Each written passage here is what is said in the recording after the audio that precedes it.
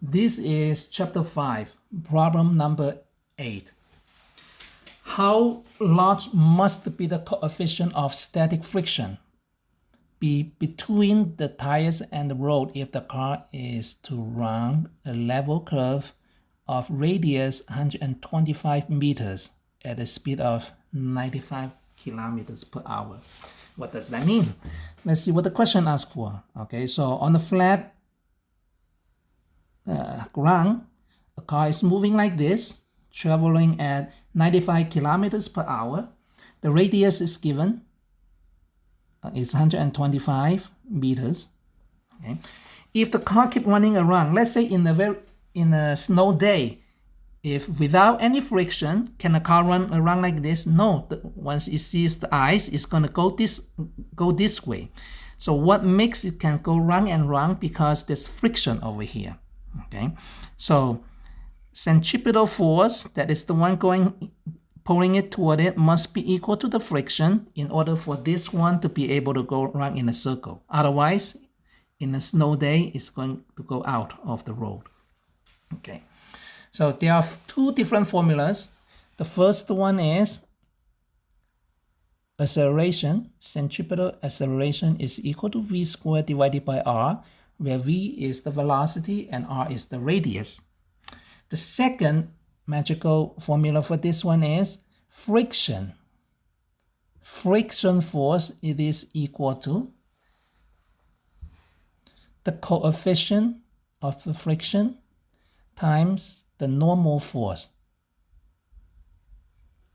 Okay, or the force in the F. All right, so some of the textbook, they prefer to have normal force. They write it this way: F sub n, that's the normal force.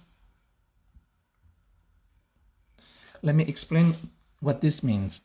So now if you have a box, if you want to push it this way, of course you feel some friction. Let's say this one is 50 kilogram. A kid try to push it, not that easy it can move. For example, if you use 1 or 2 Newton and you just push on it, it will not move because there's friction over here.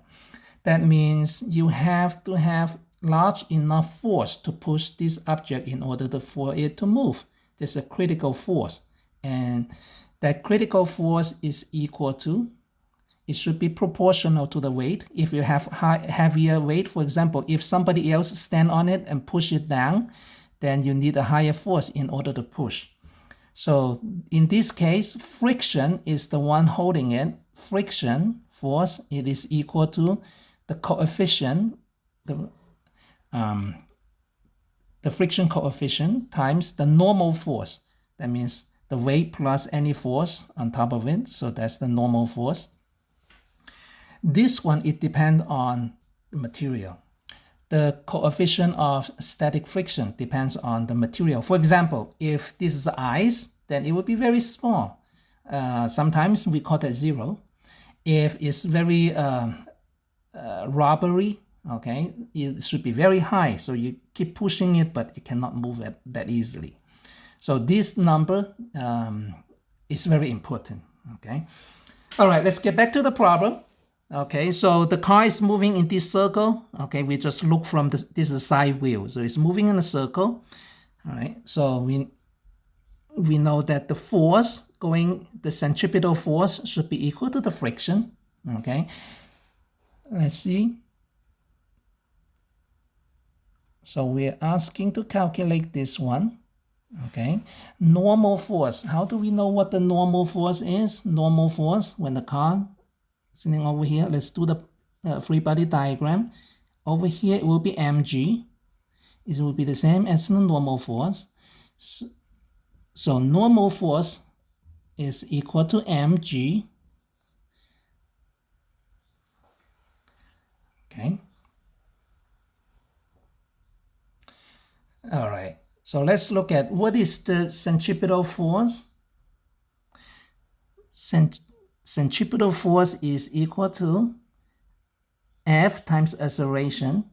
Okay, so normal force times the coefficient of friction times normal force times mg that should be equal to the centripetal force. Centripetal force F, it would be equal to M times A. Okay, so it's equal to M times A is equal to V squared divided by R. So this is the force over here. That is the centripetal force. This on the left side will be normal force times coefficient of friction. So it's frictional force. Okay, so we have the formula here. What are we calculating for? We're trying to find out the coefficient friction. So coefficient friction is equal to, M can cancel on both sides, V squared divided by R and times G. Okay, just plug in all the numbers. Okay, so V, what is V? Velocity. Velocity is 95 kilometer, that means 1,000 meters per hour. We have to turn that into per second, meters per hour per second. So we have to multiply by 1 hour per 360 seconds. All right, if you do everything, so it will be 95000 divided by 3600. That gives me 26.4 meters per second. Okay, so we plug that in here, V squared, so it is 26.4 meters per second square times 9.8 meters per second square divided by R, 125. Okay, and that will be equal to 9.8 then divided by 125, 54.6. 54.6. Okay, so coefficient of friction, this one, so what is the unit? Okay, so friction, that's the force Newton, normal force Newton, so there's no unit for it. Okay, once again, coefficient of friction, there's no unit. All right, the magic number for this problem is 6. I like number 6.